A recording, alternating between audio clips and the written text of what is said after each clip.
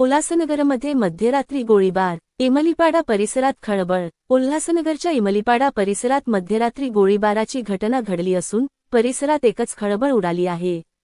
सचिन उर्फ बावजी करोतिया हा तरुण आपल्या 3 मित्रांसोबत घराबाहेर उभा असताना मोहित हिंदुजा हा आपल्या 3 साथीदारांसह तेथे पोहोचला। यावेळी मोहितने सचिनला शिवीगाळ करत, "तुला खूप मस्ती आली आहे का? तुझ्या भावाला जशी मारले आहे तसाच तुलाही मारू" असे धमकीचे शब्द उच्चारले। यानंतर सचिनने प्रतिकार करण्याचा प्रयत्न केला असता मोहित हिंदुजा आणि त्याचे साथीदार पळू लागले। काही अंतरावर गेल्यावर मोहितने पिस्टलमधून सचिनवर 2 राऊंड फायर केले। सुदैवाने गोळीबारात सचिन किंवा त्याच्या मित्रांना कोणतीही इजा झाली नाही। या घटनेनंतर मध्यवर्ती पोलीस ठाण्यात मोहित हिंदुजा व इतर साथीदारांविरोधात हत्येचा प्रयत्न आणि आर्म्स ॲक्ट अंतर्गत गुन्हा दाखल करण्यात आला आहे।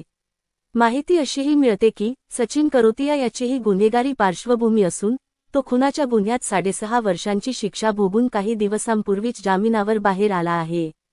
प्रतिनिधी जॉनी डेव्हिड, साम्राज्य न्यूजसाठी ठाणे उल्हासनगर।